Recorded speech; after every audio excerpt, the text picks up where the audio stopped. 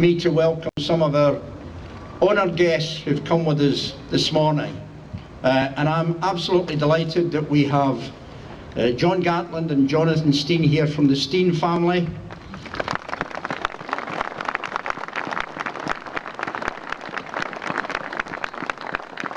And on a day when we have come to honour a great Celtic player and captain, and a man who saved this club when we were in the doldrums, I'm absolutely delighted that we have here a great Celtic player and captain and a great saviour of this club as well, Billy McNeill and Fergus McCann.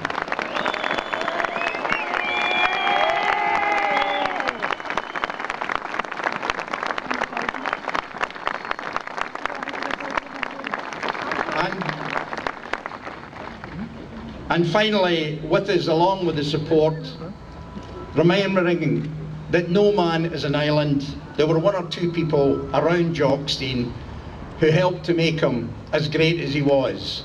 And among those many people who assisted Jock in his accomplishments, none stood higher than the Lisbon Lions. Thank you for coming today.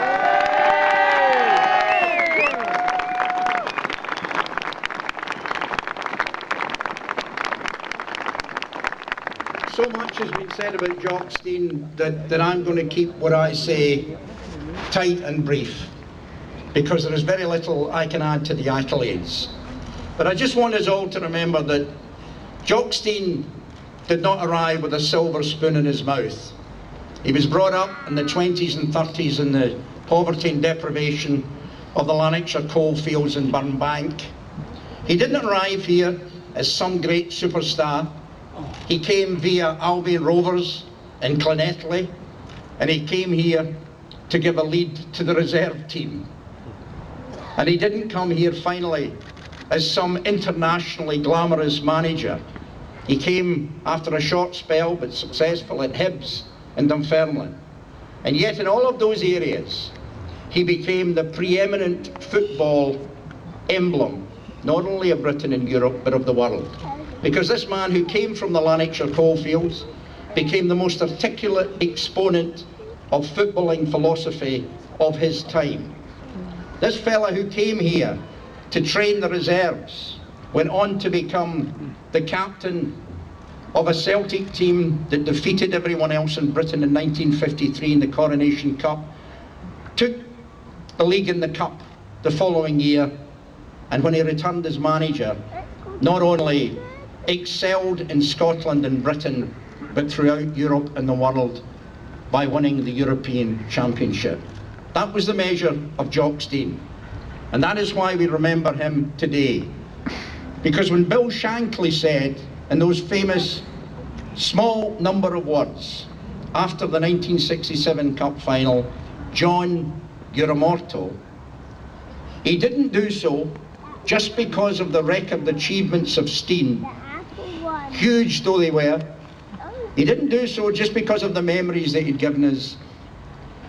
When he talked about immortality in football, he talked about Stein's philosophy of football. And that is where I want to finish today, because Jock Stein is not only a memory, he's not only a legend, he is a contemporary inspiration for this club and for all football clubs. Just after he won the European Cup, Jock Stein was congratulated by a commentator, and he said, the commentator said to him, "You must be very proud at this moment." Stein said, "There is not a prouder man on God's earth than me at this moment. Winning was important, aye, but it was the way we have won that filled me with satisfaction. We did it by playing football, pure, beautiful, inventive football. There was not a negative thought in our heads. Interplayed right into our hands. It's so sad to see such gifted players shackled by a system that restricts their freedom to think and act. Our fans would never accept that sort of sterile approach. Our objective is always to try to win with style. Jock, you were right then, you're right today, and you'll be right forever in that philosophy at Celtic Football Club. God bless you. We remember you with great satisfaction, great pride.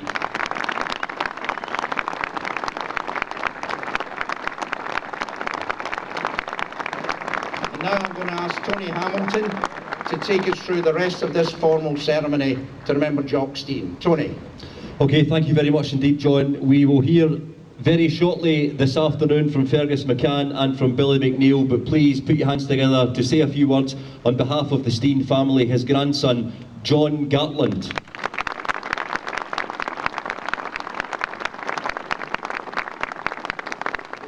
Firstly, I'd like to say thanks to John Reid for the kind words. On behalf of the family, I would like to thank the club for commissioning the statue. Also special mention to Ian Jamieson for all his help throughout the process. Special mention to John McKenna, the sculptor, who we believe has put together an excellent representation in the statue, especially given he only had old photographs from the 60s and some video stills to work with. And finally, we hope that all football fans visiting Celtic Park enjoy viewing the statue, and hope that it serves as a reminder of the great achievements that our grandfather brought not just to Celtic, not just to Scotland, but to British football. Thank you. Thank you very much indeed to Jock's grandson, John Gartland. If I can grab a quick word with the first ever captain to lift the European Cup, we'll ask Billy McNeill. Billy, we've got brother Walfred here and we've got Jimmy Johnson. I suppose it's only right that we've got Jock Stein here also. Oh, undoubtedly. You know, the two names you mentioned were absolutely brilliant. Didn't see the first one, but certainly saw Jimmy. But Jock, I think, as far as I'm concerned, is really instrumental in for what this club is and how great it has been and wonderful. I remember the time when he came to my mother and father's house in Bellshill to sign me, and you know, my mother said a kind of stupid thing to him. She says, "You can do what you want with him, Mr. Stein." And there were some things I paid for that, to be quite honest with you. But marvellous man. Boys will tell you that at any given time he was the man that made this club what it is today. And a fantastic turnout as well today to pay tribute to him. Absolutely brilliant, because he was a magnificent man, magnificent manager, real Celtic man, real Celtic man. The Celtic was very, very important to Jock. Great with players, absolutely different class. Mind you, if you stepped out of line with him, he didn't come across as being so great then, you know. I never did it, I never bothered him. Some of the rest of them carried me that. But he was a character. Okay, ladies and gentlemen, Billy McNeill. And if we can ask former chairman Fergus McCann to step forward. Obviously, Fergus, you were involved in the building of this, building of this stadium as it is today, and the Jock Stein stand back in the mid-1990s. Well, yes, Tony. First, I would like to say thank you to all the supporters who've come today. It's an honour to be here. It really is. Everybody was as a player here, and he went on to greater things. And then I think about the time being here in 1996, 95, 96, we built the stadium. And of course now what it means is that going out there with Jean, his widow, who proposed opening the stand that day, that was just an enormous honour. And now, as you know, the Celtic end is now the Jock Stein stand, which that will stand hopefully for many years in his memory. It's a great thrill and it's a great honour just to be here with you, because Jock Stein has made Celtic such an outstanding example to football everywhere in what he accomplished and what he stood for. Thank you, Tony. Thank you, Fergus, and it's almost time for the unveiling, and before the party heads down to get into position with the Lisbon Lions, let's hear some audio from Jock Stein. This was part of his team talk before the 1967 Scottish Cup final against Aberdeen in April of that year, and you'll hear that it's the same issues that Celtic managers face some 44 years down the line. This is another game, no different from the last one. You know well from the season started, every game's been an important one, so let's make sure that we don't slip up with being casual, being careless and early in the game. There'll be refereeing mistakes in the game, some for you, some against you, but make sure that referees' decisions don't upset each individual style of play. Accept the decisions, good and bad, get on with the game.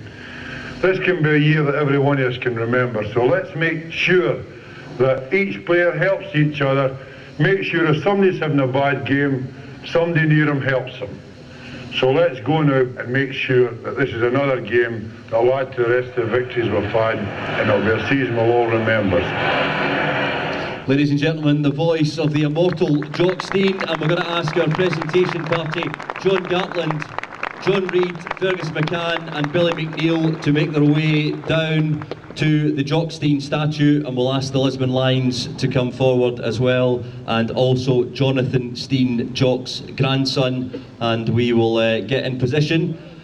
And in a few moments we will unveil this remarkable tribute to the greatest Celtic manager of all time.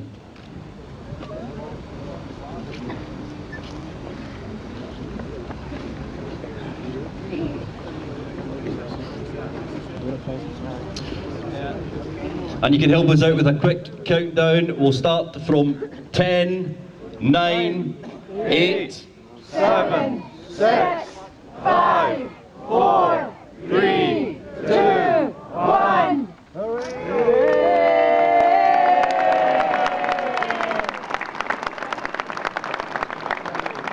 When you walk through a storm, hold your head up high.